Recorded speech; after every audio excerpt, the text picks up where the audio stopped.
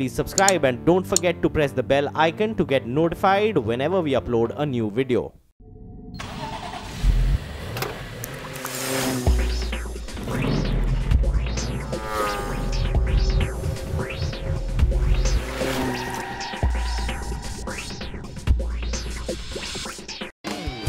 On the show today, an interesting mid-size crossover luxury battle.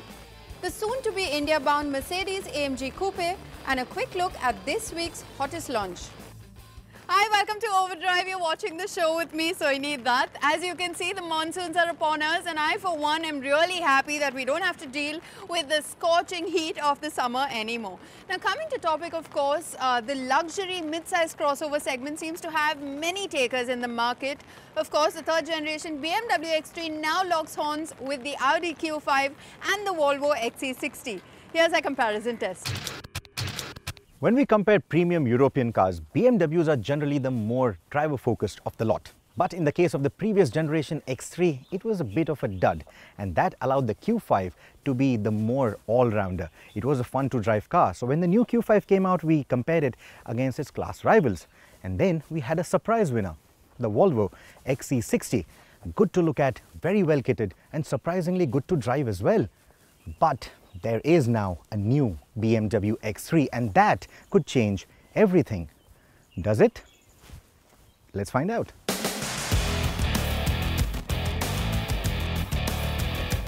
The new X3 may not look remarkable, and that is because of the various elements of the BMW's design theme that have become far too common across their range. Compare it in isolation to the X3 family tree though, and you will agree with me that BMW has finally made the X3 look handsome. The face has a more butt stance, and the enlarged grille, though polarizing, plays a big role to this effect. Look at the X3 from its side and rear three quarters, and the leaner body and the chiseled lines will attract you further. The lighting elements look elegant and seem to find their roots in BMW's sportier model lines. I would have liked more vibrant color options in the palette if I was buying the X3. But that said, even in white, the X3 manages to look quite athletic, and that should work in its favor. Its German compatriot, the Audi Q5, suffers from the shortcomings of an evolutionary design. While the simplicity continues to work in its favor in certain markets, to me, this design theme seems too long in the tooth now. To its credit, it is a handsome design, and the sharp creases, flared arches, and the upright profiles for the front and rear give it more SUV-like proportions compared to its competitors, and there are many who are sold on that facet alone. But those looking for exclusivity and flair will easily fall for the Volvo XC60. Though it is the longest and the widest car of the trio, the marginally short height and the pinched window line give the XC60 proportions that tilt more towards a crossover body style than SUV. It has simple facial features and subtle lines, but the XC60's stylish and sophisticated lighting elements draw attention away from all the simplicity and give it a premium poise.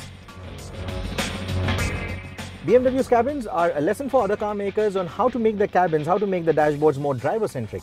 Look at the center console, it's nicely tilted towards the driver, all the controls are ergonomic, they fall easily at hand. The materials used, the way the display is laid out, everything just makes you feel like you're a part of the drivetrain when you are driving enthusiastically. And I think that makes a lot of difference towards contributing to that driving fun. Overall, this has the typical elements of a BMW cabin, but at the same time, it has enough to make it look like the next generation of the car. And that makes it look a lot more different, a lot more evolutionary as compared to the outgoing X3. And that is not only about the design, but also about the equipment. The leather upholstery, soft touch plastics, and polar grain wood elevate the premium feel of the cabin. The rear seats are roomy and comfortable on long distance journeys. The cabin of the Q5, typical Audi in its fit and finish, in the colors used, in the materials used, it's just perfect. It is very hard to find fault with. My only grudge with this cabin is the design, the layout. It just doesn't look novel. It doesn't look new when you compare it to the family of Volkswagen, Skoda and Audi cars that we've come to love over the years. It still feels or looks very much a part of it, which is a good thing for some, but for me, I would have liked something a little more exclusive, something a little more premium. Overall, I think, like I said, I like the overall fit and finish. I like the ergonomics. Every control falls easily at hand. My only little grudge again is you have a wireless charger, but it doesn't like the size of my phone. It just doesn't fit there. And when I close the center armrest, I can't see my phone. I think the BMW does a better job at that. This could have been better. Overall, like I said, impeccable fit and finish in the cabin. Nice and pleasant place to be in. The panoramic roof, like in the X3, offers a nice airy feel inside this cabin, and the bright colors used for the upholstery contribute to that further. The Q5 too has generously large seats, which adds to the overall comfort and has the best air conditioning performance in the class despite the large glass house. The cabin of the Volvo XC60 I think is the best in this comparison. It looks good, it looks very premium, it feels very premium. The kind of materials used, it's quite unique compared to the Q5 or the X3. Now the design, the layout may work for some, may not work for some. It could make a few people feel a little claustrophobic in here because everything nicely wraps around you. The dashboard is slightly higher, the colors used are quite dark, and that could make for a slightly more cozy feeling than you would like. I personally like it quite a bit, but despite having a panoramic roof, the cabin doesn't feel as airy as what you would feel in the Q5 or in the X3. But the fit and finish is just perfect. Like I said, it feels more premium, it feels like it's from a car a segment higher, and that certainly works in the XC60's favor. Like its exterior design, even the cabin of the XC60 has a premium edge over its rivals. Its fine attention to detail and longer list of features helps it score more points than the Germans. But we are focusing on the driving fun, and before we put power down to the road, let us acknowledge the safety technologies that these cars come with. Apart from traction control, anti-lock brakes, hill assist and airbags on all sides and corners, which are common on all the three cars, the XC60 trumps the X3 and the Q5 with radar-based technologies that assist the driver in evasive braking or steering maneuvers, in autonomously maintaining the lane, or by adopting the cruise control as per the behavior of the vehicles around. We will be bringing you more about the driving aspect of these three cars. Come right back after this break. There's a lot more. Welcome back, you're watching Overdrive. Now, just before we headed on this break, we did see how the three SUVs compared in terms of design as well as creature comforts. But now it's time to get to the crux of this comparison test. Let's see how these cars perform when they are put on the road.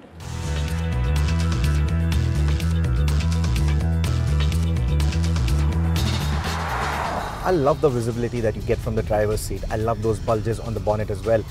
And the A-pillar, despite having this huge speaker setup on there, it doesn't really feel all that intrusive. The BMW X3's trump card is the ride and handling department. The X3 now employs lighter suspension components that comprise of coil springs and adaptive dampers. The car sets new benchmarks for the segment by maintaining a flat ride through corners and boasting of easier turn-ins. The new X3 is about 55 kilos lighter than the outgoing car depending on the variant you choose, and that weight loss shows in the way it handles around the bends. The turn-ins are much quicker now, and that is also complemented by a very finely tuned steering setup which weighs up nicely at highway speeds and around the twisties, and in the city it remains quite conveniently light. I was a bit wary of the braking on the previous generation X3, but the new one sorts it out nicely. The feel of the brake pedal is nice and progressive. The braking, the bite is confident, it's very predictable and confidence inspiring in that sense. And even the gearbox feels more attentive now for engine braking. The X-Drive system is more rear biased now. That, along with the electronic differential, give this car its impressive cornering manners. There's no hint of understeer even when pushing the car hard. The trademark communicative BMW steering is the icing on the cake. The sport mode stiffens things up, and how. The car will start skipping and jumping and tracking over imperfections in the road. But the moment you hit the twisties, oh my god, you get this flat ride through the corners. In fact, the dynamics are so good that they make the drivetrain feel a little slow. The drivetrain isn't lethargic, it isn't slow, but the dynamics, oh my god, they're so good. It starts making you beg for more power in this car. The X-Drive X30D, yes please. The X-Drive M40i, oh my god, yes please. BMW, you need to bring that car to India. The new X3 is powered by BMW's trusty B47 2-litre 4-cylinder diesel engine. I love the refinement of this new engine, but in the X3, it just feels so much better. Even past the 4000 RPM range, you do not get that typical gravelly note that you associate with diesel engines. It feels so much more refined. Of course, it's also around this rev range, the top end of the rev range, that the engine starts feeling a little out of breath. But the mid-range pull, the low-end pull, it's quite strong. And that ensures that drivability in the city is no problem at all. And around the twisties, the X3 becomes a lot of fun.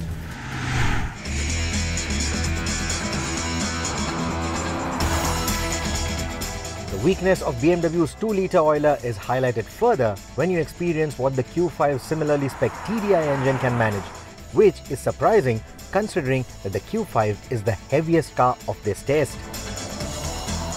The engine of the Audi Q5, it isn't the most powerful of this test, but it is easily the most eager of this test, and that makes for a very engaging drive.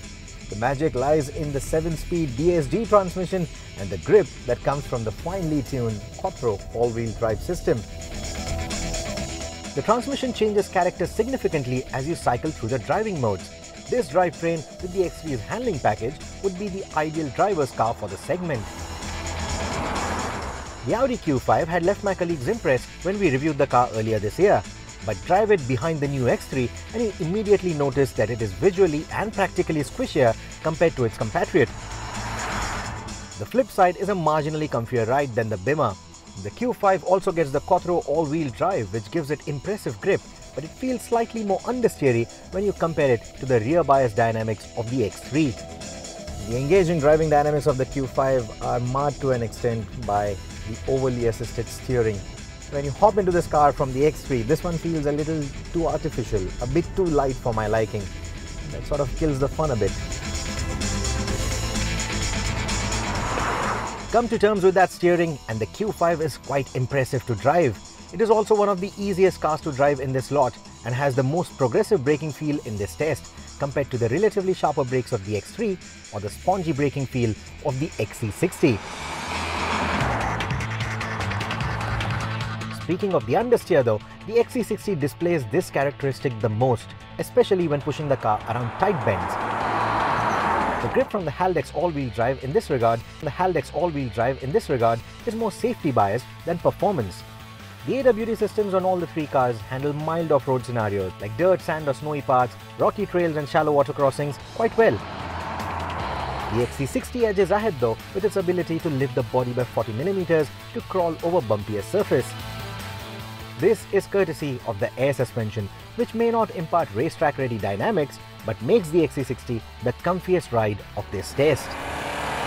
The definition of driving fun can be different for different people. It may not always be about being on the edge of the power or attacking every corner as it comes. Some like it laid back. They want the drivetrain to be responsive but not aggressive. And if you are that kind of a person, then probably the Volvo XC60 could be the car for you. It has the most powerful engine of this test, but it doesn't overwhelm the driver in any way. That is pretty much the character of the XC60's package too. Laid back and to the point. If that is what you seek, the Volvo XC60 could be the car for you. In fact, let us sum it all up. Like our previous test with the luxury compact crossovers, this one too comes to a very close finish with hardly a point separating the contenders.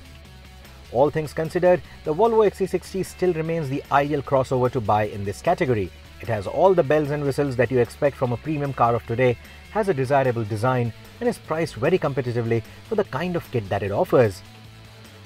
The X3 ties with the Q5 as both the cars fall short of the XC60 by only a point. But to answer the bigger question that we started this test with, the BMW X3 is the ideal driver's car in this segment now, period. It is far superior than the other two in terms of driving dynamics and puts power down to the road in a manner that will excite the enthusiast in you. But it does it all so well that a sprightlier engine and a bit more kit is all that it needs now to be the crossover of choice in this segment. Get the xDrive 30D already, BMW. Well, just as we were done filming this comparison test, BMW announced that there would be a petrol X3 coming our way. Now that, of course, is exciting news and it makes things a lot more complicated. But time for us to take our final break here on the show. But come right back, because on the other side we have a car which promises to be even more fun to drive. Welcome back, you're watching Overdrive. Now, just before this break, I did tell you that we would bring you a car that is a lot of fun to drive. Now, Rohit has that story and I'm envious not only of the car that he's driving, but also of the lovely roads that he's driving it on. Take a look.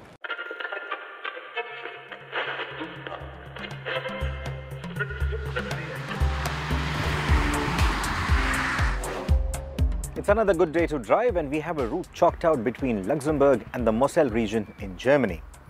It passes through some lush green fields, vineyards, lovely winding roads carving through all of it, and sleepy villages here and there. But the weather's so good, I think I'm going to do them all a favor. Wake them all up, charge them all up with some AMG soundtrack, and I have the right car to do it with. The C43 AMG.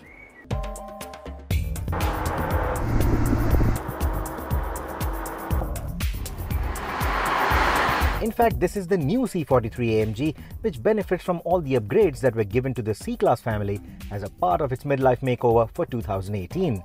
And then some. The most noticeable change is in the new 2-slat AMG grille that comes straight from the C63 AMG.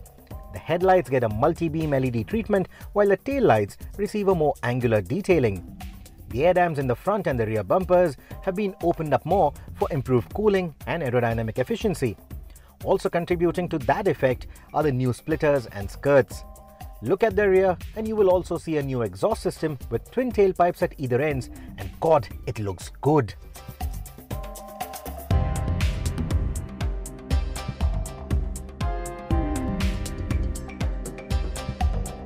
When I reviewed the C43 sedan, I had mentioned that the coupe body style would go better with the intent of the car than a classic 3-box sedan body type. And I think this is the body style that really works for the car. It is probably coming to the Indian market as well. Feast your eyes.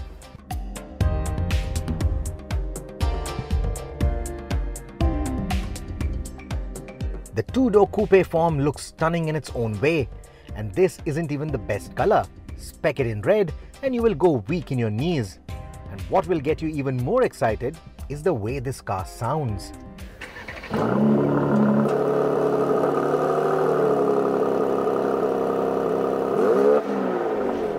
When I reviewed the C43 AMG sedan when it came to India, I had said that I would have liked slightly more dynamic sounds, slightly more dramatic sounds from that engine.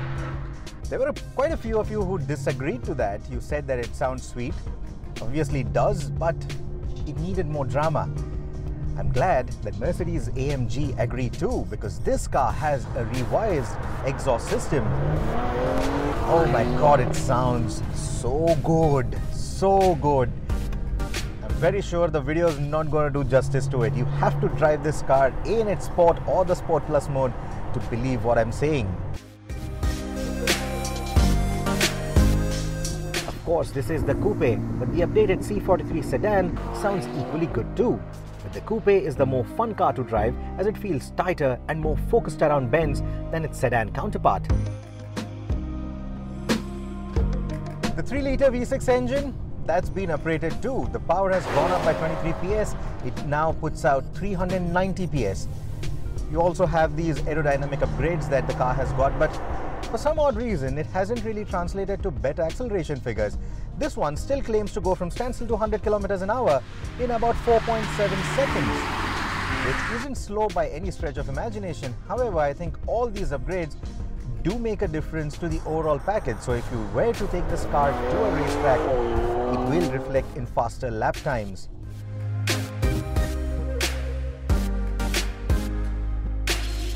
Speaking of faster lap times, AMG's version of the 9G-tronic, the Speed Shift TCT, has been retuned for quicker shift times. The change is too minute to notice, but the gearbox is quite precise in its automatic operation, though it is best enjoyed in its manual mode. For going faster around corners, Mercedes-AMG have also reworked the suspension by a bit. It still uses a multi-link setup front and back with adaptive dampers in all the 4 corners, but the setup trades in some of its components for lighter ones. The characteristics of the drivetrain and the suspension can be altered as before using various driving mode. However, the comfort mode is a bit more comfier now, and the Sport and Sports Plus modes sharpen the responses a little bit more than before. The new design of the steering wheel also further enhances the driving pleasure with its sportier ergonomics. All these little changes do not seem like much, but they all add up to make the C43 a lot more fun to drive. Well, the C43 AMG Coupe, of course, is going to be launched in India sometime, we believe, in August or October this year. While that, of course, is certain, there is another German SUV that was launched earlier this week. Take a look. Audi India has launched the second generation model of the Q5 at 55.27 lakh rupees. The new petrol engine is the same 2-litre TFSI motor found on its largest stablemate, the Audi Q7 45 TFSI. Audi claims that the 45 TFSI petrol motor is the most powerful in its class. The 2-litre engine propels the Q5 from 0 to 100 km per hour in a claimed 6.3 seconds and onwards a top speed of 237 km per hour. The Q5 uses a 12.3-inch TFT display for the instrument cluster as seen on the A4 and Q7 before, while the infotainment screen is an 8.3-inch display mounted on top of the dashboard. The system supports Apple CarPlay and Android Auto functionality. This newly launched Q5 will compete with the Volvo XC60, Mercedes-Benz GLC 300, Lexus NX 300h and the recently launched BMW X3 xDrive 30i in the Indian market. Well, unfortunately, it's just a 20-minute show, but believe me, we had a few more reviews that we wanted to share with you this week. If you follow us on YouTube, you already know which cars I'm talking about. We'll see you next week then. Until then, goodbye and many thanks for watching.